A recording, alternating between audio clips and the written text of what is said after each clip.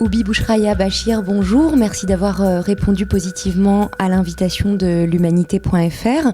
Vous êtes responsable en France du Front Polisario. Alors le Front Polisario, c'est le mouvement qui réclame l'indépendance du Sahara occidental, une ancienne colonie espagnole annexée par le Maroc en 1975. Aujourd'hui, le Maroc occupe toujours 80% de ce territoire et refuse la perspective d'un référendum d'autodétermination pourtant inscrite dans les résolutions de l'ONU. Aujourd'hui, en fait, le processus de paix au Sahara occidental est bloqué et tout récemment, le Conseil de paix et de sécurité de l'Union africaine a appelé le Maroc et le Front Polisario que vous représentez à ouvrir à nouveau un dialogue de paix pour aboutir à une issue dans ce conflit, le dernier conflit de décolonisation en Afrique. Comment vous avez reçu ces demandes de l'Union africaine ? Bonjour, je tiens tout d'abord à vous remercier pour cette interview et cet accueil. La décision du Conseil de paix et de sécurité de l'Union africaine la semaine dernière était en fait une nouvelle interpellation, pas seulement au Maroc, mais aussi à l'égard des Nations Unies, pour qu'ils assument leurs responsabilités et permettre au référendum d'autodétermination de s'organiser le plus vite possible au Sahara occidental.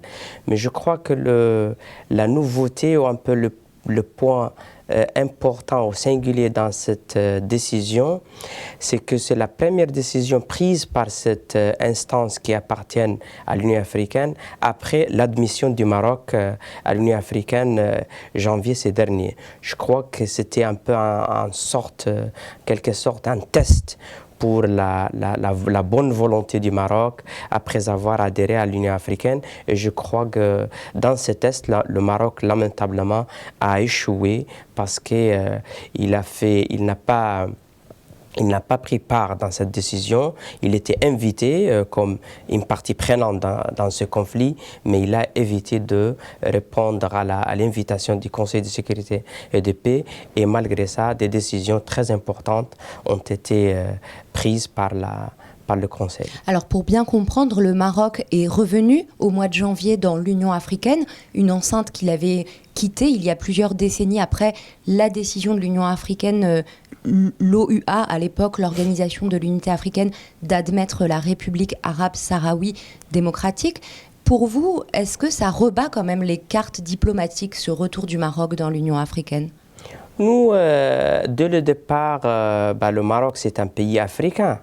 Il a décidé de boycotter l'organisation de l'Union africaine à cause de l'admission de la RAST au sein de cette organisation et la position unanime des pays africains d'accorder ce statut à la RAST, mais aussi de parler donc au nom de l'Afrique unanime et de plaider au nom du peuple du Sahara occidental et son droit à l'indépendance et à l'autodétermination. Le problème, c'était le problème qui s'est posé juillet 2016 au sommet de Kigali, c'est que le Maroc voulait se faire admettre par les Africains au sein de cette organisation sans ratifier l'acte constitutif de cette organisation. Alors, pour cela que la démarche n'a pas donné de suite juillet 2016 et le Maroc était appelé à suivre la procédure et ratifier l'acte constitutif de l'Union africaine. L'acte constitutif de l'Union africaine, bien sûr, stipule des clauses très claires. Le respect des frontières héritières de l'ère coloniale, le respect de l'indépendance des États membres et le Maroc, donc, il a adhéré à cette charte, à cet acte constitutif, mais nous croyons au départ, où nous n'avions pas vraiment donc, les indices suffisants pour accréditer une bonne volonté du Maroc, donc de revenir à la famille africaine ou être membre dans l'organisation, dans l'Union africaine. Nous avons exprimé nos réserves au départ, parce que nous savons bien que le Maroc, jusqu'à maintenant, n'a pas la volonté politique de coopérer pour qu'il y ait une résolution conforme à la légalité internationale. Mais comme le Maroc a ratifié l'acte constitutif, donc il y avait un boulevard devant lui pour se faire admettre à l'Union africaine. Mais je crois que seulement à partir de maintenant, où on aura les tests pour vérifier si le Maroc vraiment donc est sérieux pour que cette appartenance, nouvelle appartenance à la famille africaine soit une opportunité pour la paix et pas une opportunité pour le Maroc de faire revenir les Africains et les pays africains à la case de départ, c'est-à-dire semer une zizanie, une division au sein des pays africains et générer un blocage ou un impasse chez cette organisation qui a fait beaucoup de progrès donc, durant les années dernières. Malheureusement, à partir de la décision du Conseil de paix et de sécurité de l'Union africaine et particulièrement à partir du sommet de CIA, la Commission des Nations Unies pour la Commission économique des Nations Unies pour l'Afrique qui voulait faire une réunion ministérielle de partenariat entre l'ONU et l'Union africaine, le Maroc a essayé aussi de boycotter cette réunion et la réunion malheureusement a été reportée, scindillée à cause de cette condition marocaine. Alors on voit bien qu'il y a ces tensions institutionnelles et sur le terrain aussi, la tension n'a jamais été aussi forte depuis le cessez-le-feu en 1991. Et récemment, cette tension s'est cristallisée autour de la zone tampon de Guerguerat, tout au sud du Sahara occidental, à la frontière avec la Mauritanie, où les forces armées royales faisaient face aux combattants armés du Front Polisario. Est-ce que vous pouvez nous expliquer les raisons de la cristallisation de la tension dans cette zone et ce que vous pensez du récent retrait marocain de cette zone tampon de Guerguerat ? Donc, toute la zone et surtout autour du mur de la honte marocain érigé par le Maroc les années 80 un peu pour empêcher la pénétration profonde de l'armée sahraoui à l'intérieur du territoire est érigé par un accord qui s'inscrit dans l'ensemble des accords de paix qui est l'accord numéro 1 de cessez-le-feu entre le Polisario et le Maroc. C'est-à-dire que l'article numéro 1 stipule que aucune des deux parties est censée de modifier la nature de cette zone au moment où la signature de l'accord. Le Maroc, le 11 août 2016, a décidé d'une façon unilatérale de construire et goudronner une route entre ce point sud de Guerguerat dans le mur de défense marocain avec la frontière nord de la Mauritanie. En soi, c'est une violation flagrante des termes de cessez-le-feu. Le Polisario a pris tout le temps entre le 11 jusqu'à le 28 août pour interpeller l'ONU. Notre président a envoyé entre 4-5 lettres au secrétaire général de l'ONU.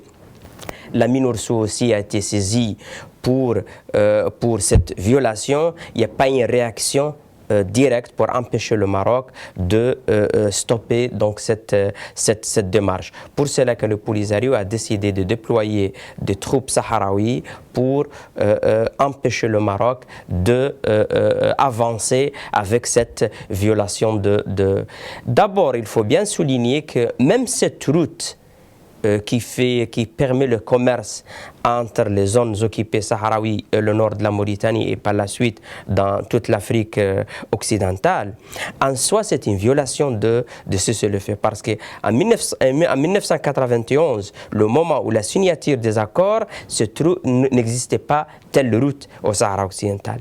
Mais nous, de bonne foi, donc on a laissé faire les choses, mais comme 2016, le Maroc continue à refuser la tenue du référendum d'autodétermination, continue à violer les droits de l'homme sans qu'il y ait un mécanisme de monitoring à partir de l'ONU pour superviser les droits de l'homme. Le Maroc continue à piller les ressources naturelles du Sahara occidental. Le moment est venu pour faire une interpellation majeure de la communauté internationale et de l'ONU, que notre patience est arrivée à ses limites et qu'on ne peut pas cautionner que l'ONU, la mission des Nations Unies, devienne un instrument pour éterniser l'occupation de notre territoire. Le Maroc a décidé d'une façon aussi unilatérale de se retirer de la zone février dernier et faire en sorte pour qu'il soit perçu de la part de la communauté internationale comme une concession gigantesque. Alors pour nous, c'est de la poudre aux yeux. Le Guerguerat, ça fait juste un élément, un détail de tout un ensemble, c'est-à-dire le processus en place pour résoudre, pour décoloniser le Sahara occidental. Et on l'a fait d'une façon très claire, on l'a dit, on le répète, que pour qu'il y ait un retrait ou une solution de la tension dans la zone El Guerguerat, il faut qu'on s'assoie tous et on parle de tout. Guerguerat, c'est un élément de tout un ensemble. Il faut discuter de tout. Alors, justement, dans cet ensemble, il y a aussi tous les enjeux économiques liés, vous l'avez dit, aux ressources, notamment aux ressources naturelles du Sahara occidental. Le Front Polisario a engagé un recours contre l'accord de libéralisation qui lie le Maroc à l'Union européenne dans les domaines de l'agriculture et de la pêche, un accord qui avait été signé en 2012. Vous avez d'abord eu gain de cause devant la Cour de justice de l'Union européenne, puisque l'exploitation des ressources naturelles du Sahara occidental par la force occupante est illégale au regard du droit international. Et donc, cette Cour de justice européenne a annulé dans un premier temps l'accord, ce qui a déclenché une crise diplomatique entre le Maroc et l'Union européenne. Un appel a été interjeté et à la fin de l'année 2016, à la fin de l'année dernière, la Cour de justice de l'Union européenne a émis un arrêt qui est très paradoxal et qui dit que cet accord n'aurait pas dû être annulé puisqu'il ne s'applique pas en droit au Sahara occidental. Du coup, les deux parties crient victoire, mais qu'est-ce qu'il en est réellement ? Moi, je crois que la décision du Maroc de crier victoire au départ, c'était un peu pour gérer d'une façon très limitée dans le temps et l'espace, à cause des raisons un peu diplomatiques, parce que le Maroc s'est préparé pour l'Union africaine, s'est préparé pour le procès de Gdémizik et beaucoup de choses. Donc il ne fallait pas donc avoir quand même aussi un nouveau front de confrontation avec l'Europe. Pour cela que le Maroc a essayé d'en faire un peu une victoire ou un peu relativiser l'impact de ce coup.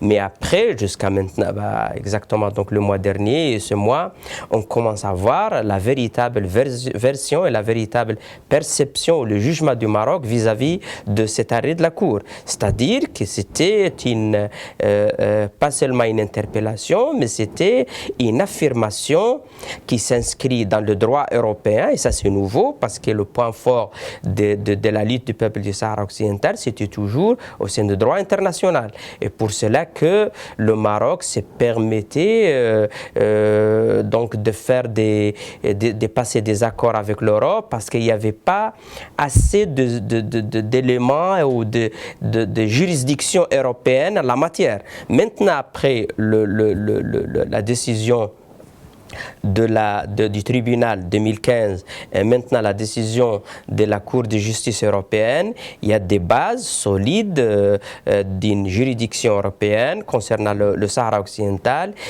qu'on peut le résumer dans 3 éléments principaux.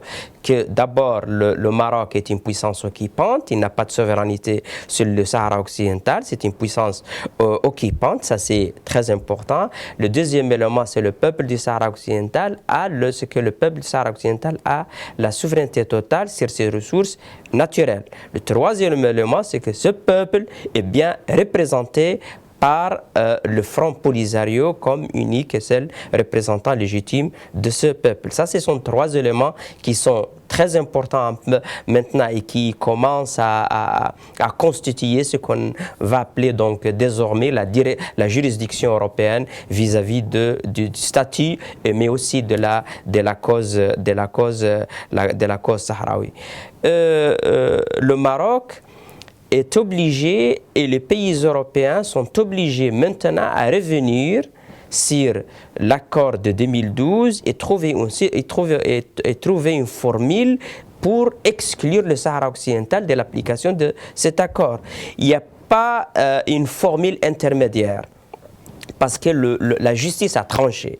Peut-être dans le passé où nous n'avions pas une vision un peu claire ou une décision très claire ou ferme comme elle est aujourd'hui, peut-être qu'il y avait des possibilités d'un peu de manœuvrer et trouver des formules. Mais maintenant, il n'y a pas de formule en dehors de l'esprit de la décision de la Cour européenne, c'est-à-dire exclure le territoire du Sahara occidental de tout échange éventuel économique avec le Maroc, mais aussi ce qui est important, si l'Europe veut maintenir des accords qui impliquent les territoires du Sahara occidental, il faut s'adresser au peuple du Sahara occidental, il faut s'adresser à son représentant légitime, qui est le Front Polisario. Moi, je crois que le Maroc il n'a pas aujourd'hui aucune raison de crier victoire parce que tout le raisonnement expansionniste marocaine s'est fait sur la base de ce qu'ils appellent la marocanité du Sahara occidental. Alors que la décision est très claire, que le Sahara occidental ne fait pas partie du Maroc. C'est un territoire distinct et dans les accords économiques, il a un statut qui donc c'est un peu partie tiers donc dans cette association entre le Maroc et l'Union européenne. Récemment, Christopher Ross, l'envoyé spécial des Nations Unies pour le Sahara occidental, a jeté l'éponge. Les relations étaient très tendues entre le Maroc et ce représentant onusien. Plusieurs projets qu'il avait portés ont échoué, notamment par exemple l'extension du mandat de la MINURSO, la force onusienne, au monitoring, à l'observation des droits de l'homme. Les relations étaient aussi très tendues avec le précédent secrétaire général de l'ONU, Ban Ki-moon. Antonio Guterres est le nouveau secrétaire général de l'ONU. Il est considéré par certains dirigeants du Front Polisario comme ayant un profil trop pro-marocain. Quelle est votre appréciation de ces changements à l'échelle des Nations Unies ? Nous, on est toujours positif, optimiste. On a l'obligation, comme des combattants donc des libérations, d'être toujours optimiste. Et je crois qu'a priori, le nouveau secrétaire général des Nations Unies, Antonio Guterres, a donc tous les atouts de pouvoir relancer le processus de paix au Sahara occidental. D'abord, il connaît bien le dossier parce qu'il était le directeur de l'HCR, le Haut Commissariat pour les réfugiés. Il a visité la région, notamment les camps de réfugiés sahraouis au sud-ouest de l'Algérie.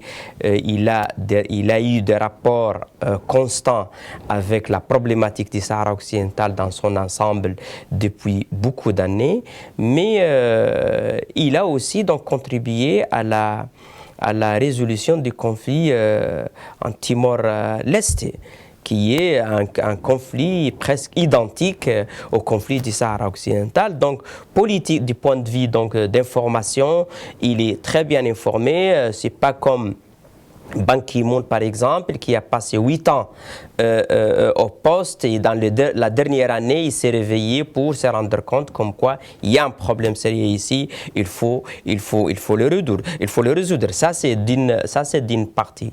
Et nous, on s'engage à faciliter la tâche de Guterres, à faciliter la tâche de Christopher Ross s'il est maintenu dans son poste, mais aussi à faciliter la tâche d'une éventuelle désignation d'un nouveau envoyé personnel du secrétaire général, mais que ça soit dans le cadre de la légalité internationale, que ça soit dans le cadre du respect des résolutions des Nations Unies. Voilà notre position et on croit que donc une résolution de ce conflit bénéficie non seulement le peuple du Sahara occidental, mais toute la région de l'Afrique du Nord et la Méditerranée en général. En ce moment même se tient devant la cour d'appel de Salé, dans la banlieue de Rabat, le procès de 25 militants sahraouis des territoires occupés qui avaient été arrêtés en 2010 au moment du violent démantèlement du camp de protestation de Gdeim-Izik. Dans un premier temps, en 2013, ils avaient été condamnés par un tribunal militaire à des peines allant jusqu'à la perpétuité. Ce jugement, sous la pression de la communauté internationale, a été cassé par la Cour de cassation marocaine. Ils sont aujourd'hui rejugés. Ils sont accusés du meurtre de 11 membres des forces de l'ordre qui ont trouvé la mort le 8 novembre 2013 au moment du démantèlement du camp. La Cour, le procureur, mais aussi les parties civiles, laissent entendre que ce camp de Gdeim-Izik aurait été finalement le fruit d'une conspiration planifiée par le Front Polisario depuis l'Algérie. Qu'est-ce que vous pouvez nous dire sur cette affaire de Gdeim-Izik ? Je crois que le Gdeim-Izik, c'était un résultat donc naturel, normal de toute une politique d'occupation, de colonisation massive que le Maroc mène au Sahara occidental depuis 1975, mais qui a été accentuée un peu après le refus du Maroc de la tenue du référendum d'autodétermination et la politique sociale d'exclusion qui est pratiquée par le Maroc au sein des territoires occupés. On croit, et ça a été bien vérifié, qu'au départ, donc c'était des demandes d'ordre social, améliorer la situation des familles, bénéficier à la population des richesses qui sont exploitées d'une façon massive par les autorités marocaines, mais après donc a pris une autre dimension, et il y a même des politologues qui le confirment comme le point de déclenchement du printemps arabe, donc Noam Chomsky en l'occurrence.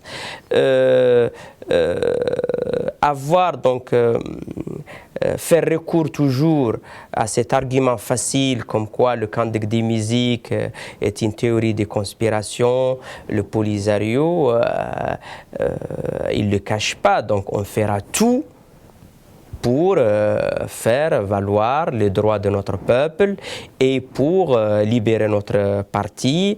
Et on conspire avec soi, on conspire avec notre peuple. Et c'est que si mener une action de militance et mener une lutte de libération pour le Maroc, c'est une conspiration, donc on l'accepte. Mais ça, c'est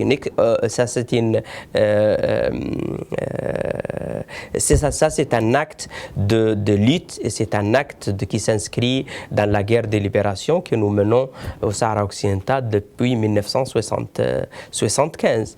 Vous l'avez dit maintenant qu'il y a des éléments de l'ordre qui ont été tués. Moi, je crois que la formule un peu la plus correcte, c'est aurait été tué, parce que là, jusqu'à maintenant, donc on ne connaît pas l'identité claire de ces éléments de l'ordre qui ont été tués, mais moi je crois que la dimension que Gdeim-Izik a pris et la couverture médiatique et son poids maintenant, donc sa place dans l'histoire et dans la narrative même nationaliste sahraoui, donc a amené le Maroc d'exercer une sorte de vengeance vers les militants sahraouis qui faisaient partie du comité que les autorités marocaines même donc dialoguaient avec. Ils voulaient trouver une solution, mais finalement donc le Maroc a décidé de faire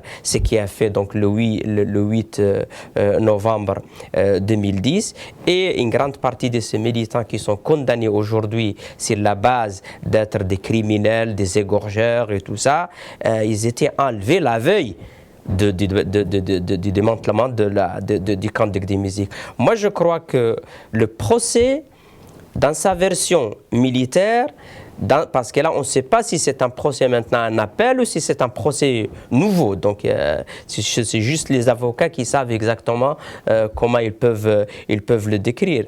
Mais moi, je crois que jusqu'à maintenant, donc, c'est le Maroc, nos prisonniers politiques, ils ont réussi à faire un jugement politique du Maroc et de l'occupation marocaine. Maintenant, on ne sait pas qui est jugé à Rabat. En fin de compte, c'est le Maroc, c'est l'occupation marocaine. Vous l'avez bien suivi, les détenus politiques ont fait preuve d'une maturité politique extraordinaire, donc d'une détermination.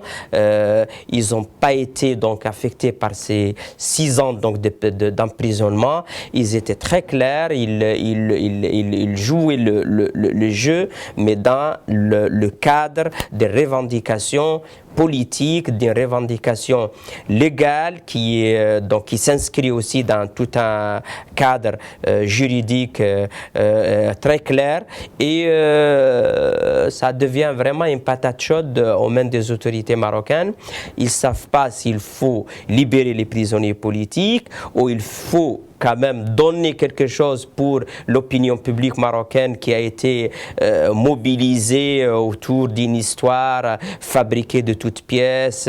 Ces éléments ont tué des éléments de ces militants ont tué des éléments de l'ordre, des forces de l'ordre marocaines, et le Maroc est prisonnier maintenant de sa propre thèse qui a élaborée contre ces détenus politiques, mais il est en carence totale donc de délivrer des preuves qui peuvent condamner donc il ne sait pas quoi faire. Les condamner, ça serait c'est la base, sur aucune base, parce que la seule base pour condamner les détenus politiques aujourd'hui, ce sont des aveux qui ont été arrachés sous la torture. Ça, il a été bien confirmé et bien vérifié par le comité de l'ONU contre la torture dans le cas de Namas Fari, mais il peut s'appliquer facilement sur le reste des détenus politiques. Ils peuvent non plus le lâcher comme ça aussi, au moins lâcher l'ensemble du groupe, parce que ça serait contre la thèse qui a été bien véhiculée donc les 6 années dernières, donc comme quoi ce sont des criminels, des égorgeurs et tout ça. Donc le Maroc se trouve victime ou confronté à ses propres contradictions, et on ne sait pas et en tout cas c'est pas le juge ni le président de la Cour qui vont décider, c'est une décision qui sera donc prise quelque part, on sait exactement où. Une toute dernière question, vous avez décrit la situation de désespérance sociale qui prévaut dans les territoires occupés. Du côté des camps de réfugiés au sud-ouest de l'Algérie, les conditions de vie sont aussi très difficiles, avec l'absence aussi de perspectives politiques à court terme. Est-ce que vous ne craignez pas que cette situation sociale offre, comme ailleurs en Afrique, un terreau propice aux mouvements extrémistes, aux mouvements qui aujourd'hui sillonnent aussi la bande sahélo-saharienne, je pense en particulier à des mouvements djihadistes? Moi, je crois que la désespérance ou le manque, l'absence d'une perspective claire des solutions et résolutions juste du conflit au Sahara occidental crée un challenge pour les autorités sahraouies, pas dans le sens pour que ça soit un territoire propice pour le terrorisme, comme tout. Non, ça c'est pas notre crainte. La crainte, c'est que on est en France maintenant d'une opinion un peu de plus en plus importante chez les jeunes Sahraouis qui nous pousse à reprendre les armes. Donc, le Guerguerat a servi comme un peu un mouvement catalysateur de cet esprit chez les jeunes. Voilà notre crainte maintenant. Donc, on ne peut pas contenir le jeune Sahraoui, pas seulement le jeune Sahraoui, mais la population dans son ensemble, mais particulièrement les jeunes, et contenir leur volonté d'avoir des perspectives claires sur leur avenir. Moi, je crois que l'énergie de la jeunesse sahraoui est dirigée surtout et fait pression surtout pour qu'on reprenne les armes pour imposer la volonté du peuple du Sahara occidental et pas dans ce sens. Vous allez par exemple me poser la question, vous faites partie d'une zone qui est déjà conditionnée par ce mouvement terroriste. A priori, vous êtes aussi censé d'avoir des difficultés dans ce sens. Moi, je crois qu'on a de la chance d'être une société issue d'une tradition nomade, bédouine et nomade. On a une certaine immunité un peu contre le terrorisme, parce que la société nomade, vous connaissez donc la mosquée, par exemple, comme une institution religieuse, n'existait jamais au Sahara occidental, parce que là, on était des nomades. On a la tradition, la possibilité toujours d'avoir la possibilité d'interpréter la foi en fonction de ce qu'on pense sur le niveau individuel. On a rangé des pierres devant le tente, on fait la prière, on n'a pas des imams, on a toutes les possibilités d'avoir donc notre façon de concevoir et d'interpréter donc la foi musulmane dans ces cas. Il y a aussi beaucoup de choses, donc les modes de production, le statut de la femme et tout ça. On ne peut pas dire qu'on est à l'abri d'une façon totale de toute menace de radicalisation, mais aujourd'hui, le seul moyen de pression, ou la seule façon qu'on voit, ou le seul défi qu'on a au sein du Front Polisario, le leadership sahraoui, c'est que les jeunes réclament la possibilité de reprendre les armes pour combattre l'occupation marocaine. Et il faut bien aussi le clarifier que nous n'avons aucun problème avec le Maroc, ni avec le peuple marocain. Nous croyons que tous les deux, le peuple sahraoui et le peuple marocain, nous sommes des victimes des politiques du système au Maroc qui a conduit à l'occupation du Sahara occidental et générer, donc donner suite aux souffrances que le peuple sahraoui expérience maintenant, mais aussi le peuple marocain. Vous connaissez la situation économique, sociale, la démocratie de façade qui existe au Maroc. Je crois que tous les peuples sont victimes de cette politique et que nous, le Sahraoui, on a l'espoir, on l'a déjà démontré. Il y a des plans qui ont été présentés pour le Front Polisario qui se basent sur cette idée comme quoi on est condamné, pas seulement le peuple sahraoui, pas seulement le peuple marocain, mais tous les peuples de la région, de vivre en paix et en fraternité dans cette région de l'Afrique du Nord. Merci beaucoup, Oubi Bouchraya Bachir, d'avoir répondu aux questions de l'humanité. Je vous en prie.